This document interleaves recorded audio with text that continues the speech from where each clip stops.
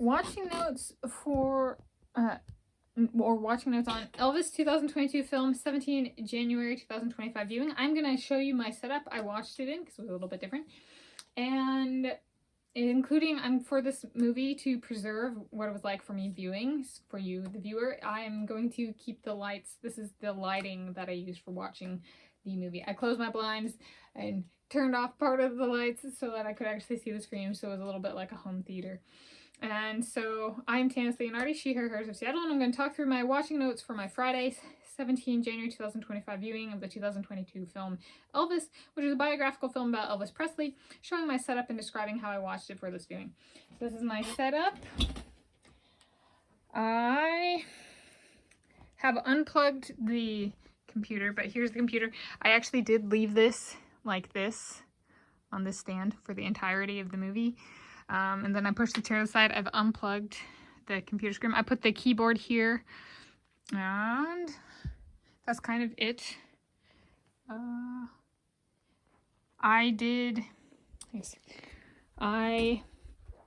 lied in my bed.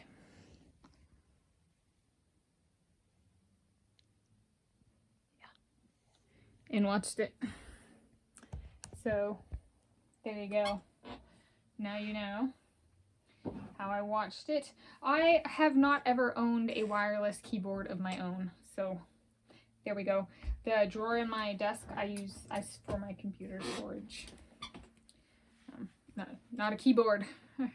I've not ever had a wireless keyboard of my own. So now you know, if you didn't know. Okay, so this marked my 27th viewing of the movie. Matched the count on the radio, listened to it for the 27th time in the discovery scene when they're playing an Elvis Presley song. There's a scene where the guy's in a vehicle, and like cranks the radio up and is like, let's play it for the 27th time. So this was my 27th time viewing it, and I was like, I gotta do something special, make a notes video about it. So there we go. So those are kind of so then let's go through my notes for the viewing. So if a psychopath has to have killed someone to be a psychopath, then the movie claiming Tom Parker was in a psychopathic state while managing Elvis Presley is technically wrong. Unless they didn't put that he killed somebody in the movie. But that kind of starts off that way. So I was watching, I was like, okay, based on what I've said previously, if the baseline is a psychopath has killed somebody, then Tom Parker might not actually qualify. Even though they say he was in a psychopathic state. Whoa. Okay. All right. So Hound Dog, the song by, in this movie, I guess technically Austin Butler. Kona Dog and Bestiality by a human who used to live here other than me, my mom, and my dad. Though at the same time as us when I was growing up. She used to call our Norwegian elk hound named Oslo asshole instead, and would stick her fingers in his butthole without his consent. She grew up and joined a sorority known for their bestiality, sex with animals, and married a man from a fraternity known for their bestiality, sex with animals. Those were the sororities and fraternities located on Greek Row, 17th Avenue Northeast, closer to campus than my sorority, Alpha Zeta Delta. Kona Dog, right? I'm invoking Kona Dog here as a hound dog because part of the lyrics of Hound Dog are, he ain't never killed a rabbit or something like that. I was like, yeah, there we go. So both that sorority and fraternity bestiality mode individuals, both may have touched my dad sexually when they each raped my mom in front of him, including the woman caressing my dad's mouth with her fingers when she drugged him, and the man sexually bumping my dad in bed before starting in on my mom. That is, technically, each molested my dad. When was it again? March 2024? If not, did they rape my mom on my birthday or the annual anniversary of my birth, 26 February? If so, I would reckon they each are not my blood family. Okay, now part of this, then fraternities, oddly enough, are relevant. TCB in the marketing and branding, taking care of TCB is a fraternity. TCB fraternity, taking care of business fraternity, including in moving. So it's included in movie branding / marketing. I lived in Alpha Zeta Delta sorority at the University of Washington 2010 to 2011. Describe my experience being sexually assaulted / molested by a fraternity member closer to the University of Washington campus on 17th Avenue Northeast than the house I lived in. So I lived in the sorority furthest from campus on Greek Row, 17th Avenue Northeast, and there was a fraternity closer. And one of the nights I went out to a frat party, I went and we were in this place and it was super crowded, lots of people.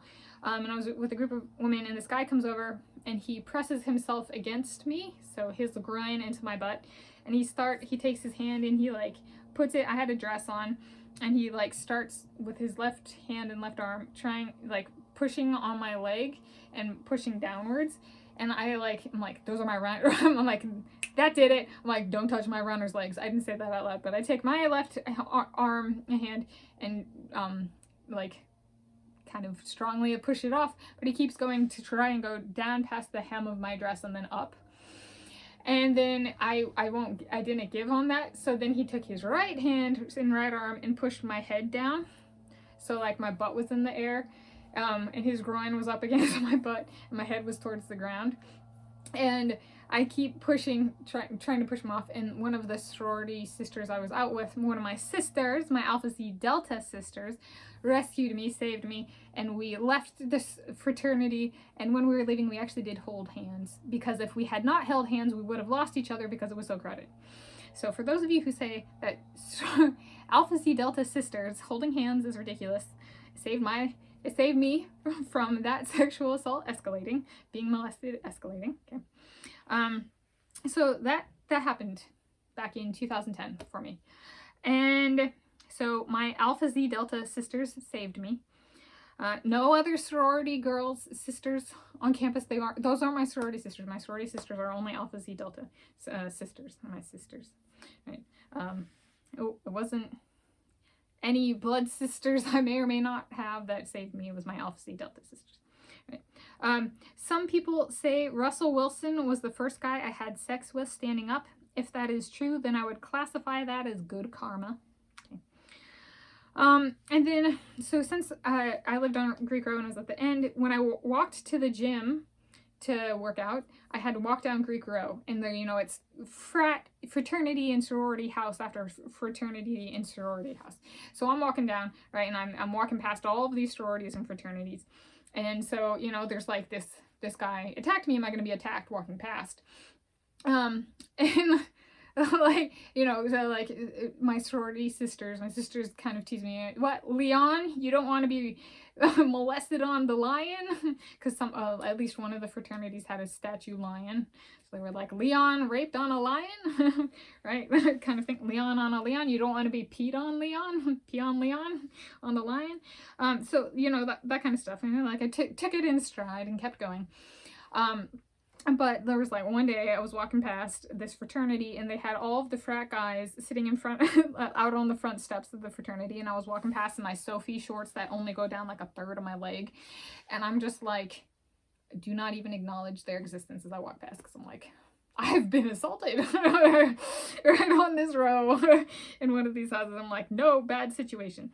So, right, so just keep going, and I eventually left the Greek system, right, and I went to Africa, and I'm a runner, right, that don't touch my runner's legs, and so I went to Africa, and I had a running buddy, she was female, and we were running, and we had a longer run day, and something happened, and she couldn't go, and so I decided to do it, and it was like a loop I decided to do that was 8 to 12 miles in length.